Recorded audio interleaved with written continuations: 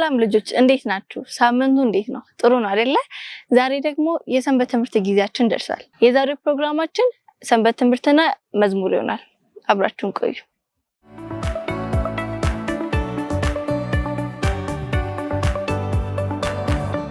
እንደምን አላችሁ ልጆች? ከህፃናት ሰንበት ትምህርት ክፍል የዛሬውን አራተኛውን ሰንበት ትምህርት ይዘንላችሁ መጥተናል። ርዕሱ የሚለው በኩለ ሌሊት የተፈጸመ ተአምር ይላል። የመታሰቢያ ጥቅሳችን የሚገኘው መዝሙር 91 ቁጥር 11 ሲሆን በመንገድ ሁሉ ይጠብቁ ዘንድ መላእክቱን ስለአንተ ያዛቸዋልና ይላል። የትምህርቱ ዋና መልእክት በድንገተኛ አደጋ ያሉ ሰዎችን በመርዳት እግዚአብሔርን አገለግላለሁ ይላል። ዓርብ ዕለት ከሰዓት በኋላ ነበር።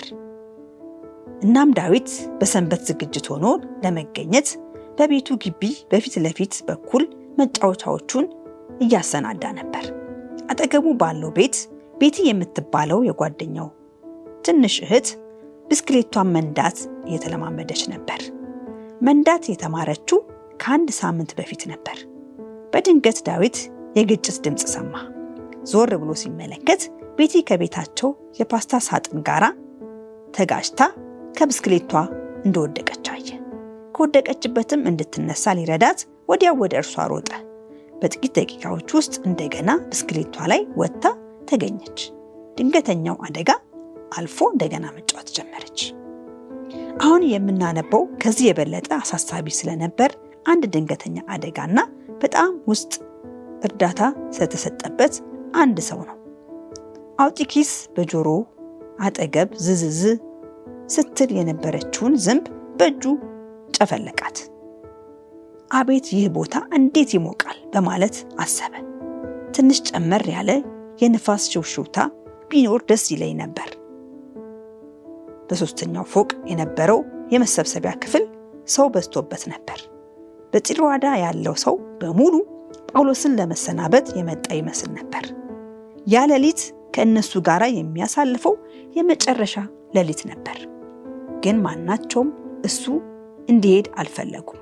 አብረው ከበሉ በኋላ እንዴት በድጋሚ እንዲሰብክላቸው ጳውሎስን ጠየቁት። በኢየሱስ ጠንክሩ በማለት ጳውሎስ አደፋፈራቸው። ጳውሎስ እየተናገረ ሳለ ጊዜው በፍጥነት ሄደ። ብዙም ሳይቆይ እኩለ ሌሊት ሆነ። በተከፈተ መስኮት በኩል በነበረ መቀመጫ እንደተቀመጠ አውጢኪስ ማዛጋት ጀመረ። ይህ ከስብከቱ አሰልቺነት የተነሳ በፍጹም አልነበረም።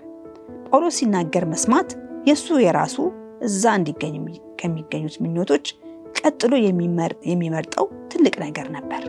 ነገር ግን ጳውሎስ ቀኑን በሙሉ ሳያርፍ ነበር አብሯቸው የዋለው። ከዚህም ባሻገር አውጢኪስ ሙቀቱ የእንቅልፍ ስሜት እንዲጫጫነው አደረገው። በመስኮቱ መቀመጫ ላይ እንዳለ ትንሽ እንቅልፍ ያዘው።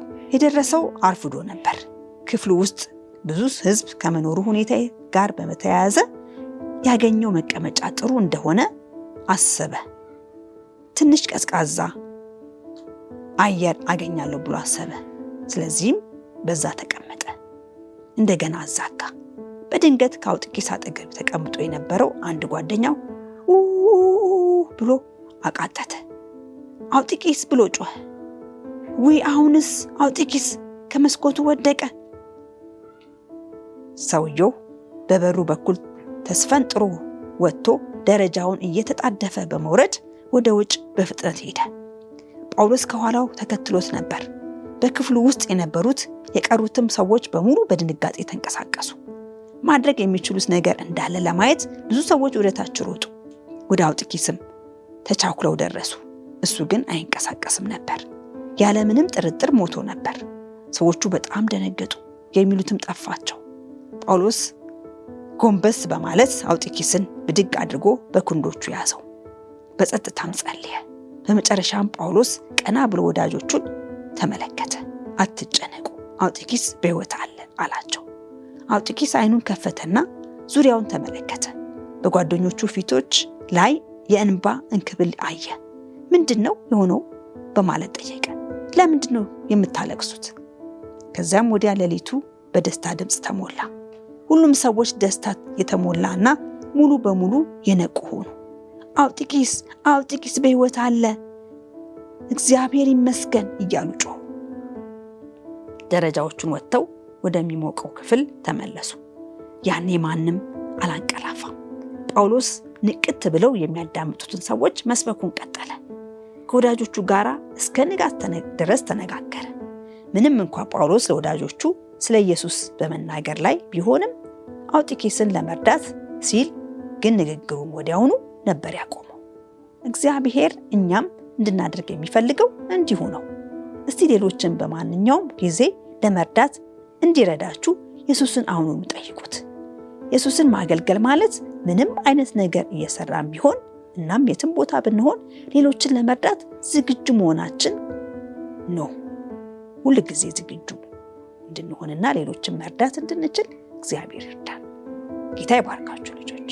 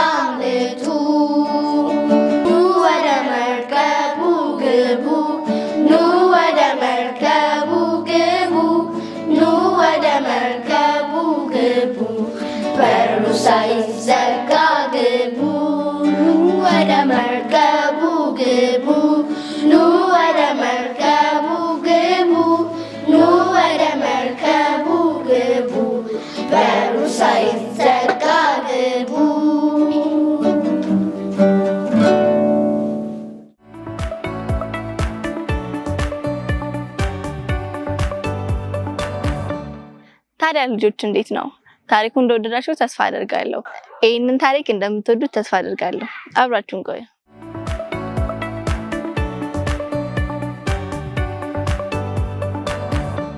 ሰላም ልጆች እንዴት ናችሁ? እንኳን ደህና መጣችሁ። ሳምንታችሁ ጥሩ ነበር? ትምህርት ቆንጆ ነው? የሰንበት ትምህርታችሁን እያጠናችሁ ነው? ቤት ያላችሁም ልጆች ሳምንታችሁ ጥሩ እንደነበር እንዲሁም ደግሞ የሰንበት ትምህርታችሁን እያጠናችሁ እንደሆነ ተስፋ አደርጋለሁ። እኔ ቤተል ሽፈራው ነው የምባለው። እዚህ አብረውኝ ደግሞ በጣም ደሳስ የሚሉ ልጆች አሉ። ራሳቸውን ያስተዋውቃሉ። ከማን እንጀምር? ካንተ እንጀምር። እሺ፣ ስም ማን ነው? ሮቤርማ። ዲማ። እሺ፣ አንተስ? ገመቺስማ። ገመቺስ ዲማ። እሺ፣ በጣም ጎበዝ። አንተስ? ናታን ነጋሽ። በጣም ጎበዝ። እሺ፣ አንቺስ? ሰኒ ዲማ። እሺ፣ ማያ ባቢሶ። እሺ፣ በድጋሚ ሁላችሁም እንኳን ደህና መጣችሁ። ዛሬ እንግዲህ የምነግራችሁ ታሪክ በጣም የምትወዱት ይሆናል ብዬ ተስፋ አደርጋለሁ። የኖህን ታሪክ ነው። እስቲ ስለ ኖህ የሚያውቅ ሁላችሁም ስለ ኖህ ታውቃላችሁ። እሺ ስለዚህ አይ ሆፕ ቤትም የሚያዩ ወንድሞቻችሁና እህቶቻችሁ እንዲሁ ያውቁታል ብዬ አስባለሁ። ግን መጽሐፍ ቅዱሳችን ላይ ከዘፍጥረት 6 እስከ 8 የኖህን ታሪክ ነው ዛሬ የምናየው። ስለዚህ እንግዲህ ያው እግዚአብሔር ሰዎች እየተዋለዱ የበዙ ቁጥራቸው እየበዛ በመጣ ሰዓት ምድርን ሲያይ ምን ሆነ? ወንዶችና ሴቶች ልጆች ምን ማድረግ ጀመሩ? እግዚአብሔርን መበደል ወይም ደግሞ ኃጢአት መስራት በምድር ላይ በጣም በዛ እና እግዚአብሔር ያንን ሲመለከት በጣም አዘነ። ምክንያቱም እግዚአብሔር ሰዎችን ሲፈጥር ወንድና ሴት አድርጎ ሲፈጥራቸው ከሱ ጋር ዕለት ዕለት ህብረት እንዲያደርጉ፣ ምድርን እንዲገዙ፣ እንዲያስተዳድሩና መልካም የሆነ ነገርን እንደ እግዚአብሔር አምላክ እንዲያደርጉ ነበር። ነገር ግን እነሱ ደግሞ ባለመታዘዛቸውና ኃጢአት በምድር ላይ በጣም በመስፋፋቱ እግዚአብሔር አዘነ። ስለዚህ ምን አለ? የሰው ልጅ ለዘላለም ሕያው ሆኖ አይኖርም። እድሜው ቢበዛ ስንት ይሆናል አለ? 120 ዓመት ይሆናል ብሎ ገደብን አስቀመጠ። ከዛም ደግሞ እግዚአብሔር በኃጢአት ምክንያት በጣም ስላዘነና የሰው ልጅ በመፍጠሩ ስለተጸጸተ ሰውን አጠፋለሁ ብሎ አሰበ። ነገር ግን እግዚአብሔር ምድርን ሲጎበኝ አንድ በእግዚአብሔር ፊት ሞገስን ያገኘ ሰው ነበረ። ያ ሰው ማን ነው? ኖህ። ኖህና ቤተሰቡ እግዚአብሔርን በጣም የሚወዱ ለእግዚአብሔር የሚታዘዙ እና እግዚአብሔርን የሚፈሩ ናቸው። ስለዚህ እግዚአብሔር ከጥፋት ኖህን ማዳን እንዳለበት ስላመነ ምን አደረገ? ኖህን መርከብ እንዲሰራ እንዲሁም ደግሞ የጥፋት ውሃ እንደሚመጣና በምድር ያሉ አራዊት፣ እንስሳት እንዲሁም ሰዎች ሊያጠፋ እንዳቀደ ነገረው እና እግዚአብሔር ትእዛዝን የሰጠው ምንድነው? ኖህን ትልቅ መርከብ ትሰራለህ አለው። ያ መርከብ ርዝመቱ ወደ 600 ክንድ ወርዱ ደግሞ 300 ክንድ እንዲሁም ደግሞ ርዝማኔው በአጠቃላይ ወደ 30 ክንድ የሚሆን በጣም ትልቅ መርከብ ስራ አለው እግዚአብሔር። ኖህም እግዚአብሔር እንዳዘዘው ምን አደረገ? ያንን መርከብ መስራት ጀመረ እና መርከቧ ምን አላት? መስኮትና በር አላት። ከዛ በኋላ ኖህ ያንን መርከብ ሰርቶ ከጨረሰ በኋላ ምን አለ እግዚአብሔር? አንተና ቤተሰቦችህ እንዲሁም ደግሞ በምድር ላይ ከተፈጠሩ እንስሳት ሁለት እየሆናችሁ ወንድና ሴት ሆናችሁ ወደ መርከቡ ትገባላችሁ አላቸው እና ኖህ ደግሞ ስንት ልጆች አሉት? 3 ልጆች አሉት። ማን ይባላሉ? ሴም፣ ካም እና ያፌት ይባላሉና እነሱ ደግሞ ሚስቶች አላቸው፣ አግብተዋል። ስለዚህ በእግዚአብሔር ቤት ኖህ፣ የኖህ ባለቤት እንዲሁም 3ቱ ልጆቹና ሚስቶቻቸው ሆነው ወደ መርከብ እግዚአብሔር ከፈጠራቸው እንስሳት ሁለት ሆነው ወደ መርከቡ ገቡ። ከዛ በ7ኛው ቀን ምን ሆነ? ከባድ ዝናብ ከሰማይ መዝነብ ጀመረ እና ያ ዝናብ የዘነበው ለስንት ጊዜ ነው? ለ40 ቀንና 40 ሌሊት እና በዛ ውስጥ በምድር ላይ ያሉ ተንቀሳቃሽ እንስሳት፣ ሰዎች ሁሉ የስጋ ለባሽ የሆነ እንዲሁም እስትንፋስ ያለው ሁሉ ምን አለ? ጠፋ።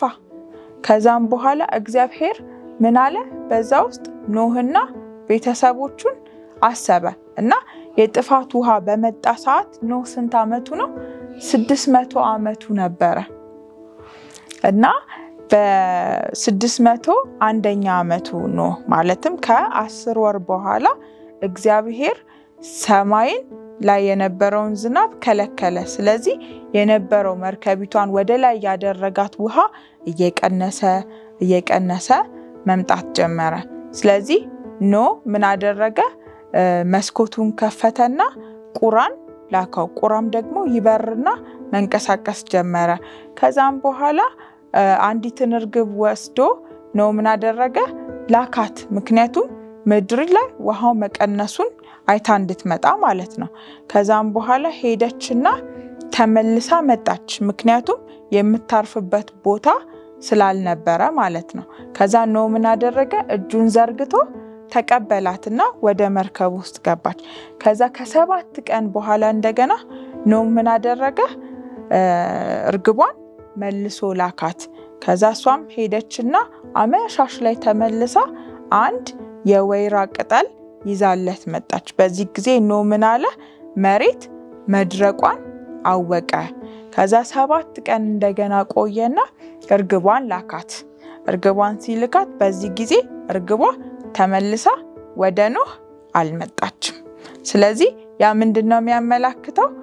እግዚአብሔር ሙሉ ለሙሉ ውሃው እንዲደርቅ አዞ ውሃው ደርቆ ምድር ለመውጣት ወይም ከዛ መርከብ ላይ ለመውጣት ዝግጁ እንደሆኑ አወቁ። ይህ ሲሆን ኖህ እንዳልኳችሁ 601ኛ ዓመቱ ላይ ነበርና ልክ ከመርከቡ ሲወጡ ምን አደረገ ኖህ? ሁለት እንስሶች አሉ አይደለ? እንስሶቹንም ለቀቃቸው። ቤተሰቦቹ ደግሞ ለእግዚአብሔር የምስጋና መስዋዕትን ኖህ አቀረበ። ከየት ላይ አምጥቶ ይመስላችኋል መስዋዕቶቹን ያቀረበው? ከሁለት አድርጎ ካስገባው። ኦሬዲ ወደ መርከብ ውስጥ ሁለት አድርጎ ካስገባቸው እንስሳቶች ውስጥ ንጹህ የሆኑትን እንስሳና ወፎችን አንድ ላይ አድርጎ ለኖህ ለእግዚአብሔር መስዋዕትን አቀረበ። ከዛ እግዚአብሔር ያንን መስዋዕት ደግሞ አሸተተውና በልቡ ምን አለ እግዚአብሔር? ከዚህ በኋላ ዳግም የሰው ልጅ ኃጢአተኛና በደለኛ ቢሆንም እንኳን ደግሜ አላጠፋውም፣ ቀንም ሌሊትም መዝራትም ማጨድም ይሆናል ብሎ እግዚአብሔር ያንን ኪዳን አደረገ። ስለዚህ ከኖህ ታሪክ ምን ተማራችሁ? መታዘዝን። ምክንያቱም ኖህ እግዚአብሔር አምላክን ታዞ ምን አደረገ? ትልቅ መርከብን ሰራ። እንዲሁም ደግሞ እንስሳትና አራዊትን ከጥፋት ወይም ከጥፋት ውሃ ሁለት ወደ ውስጥ አስገባ እንዳለው እግዚአብሔር አድርጎ ከጥፋት ምን አላቸው? አዳናቸው። ስለዚህ እናንተም ልጆች ሁል ጊዜ ምን ማድረግ አለባችሁ? ለእግዚአብሔር መታዘዝ፣ ለቤተሰቦቻችሁ መታዘዝ፣ ለመምህራኖቻችሁ መታዘዝ። እሺ፣ ሌላ ደግሞ ከዚህ ታሪክ ይሄንን ተምሬያለሁ ብሎ የሚጨምርልን ልጅ አለ? እሺ፣ አሁን እኔ የተማርኩት ስለ ኖህ ታሪክ ነው። ስለ ኖህ ታሪክ ነው። እሺ፣ ታሪኩን እንደወደዳችሁ ተስፋ አደርጋለሁኝ። የዛሬን ታሪክ ስለተከታተላችሁኝ እግዚአብሔር ይባርካችሁ። ፕሮግራማችንን ከማብቃታችን በፊት የማጠቃለያ ጸሎት እናደርጋለን። ጸሎት የምታደርግልን ወይም የሚያደርግልን? እሺ፣ ጸልይ። ቅዱስ ማሪ ቸራንክ እናመሰግናለን። አሁን አስተማራችንም እሷን ባርካት። እኛም ስንጮት ስንደሰት አንተ ከኛ ጋር ሁን። ክፉ በደላችንን ይቅር በለን። በጌታ ስም አሜን። ተባረኩ። መልካም ጊዜ፣ መልካም ሳምንት ይሆንላችሁ። እግዚአብሔር ባርክሽ። አሜን።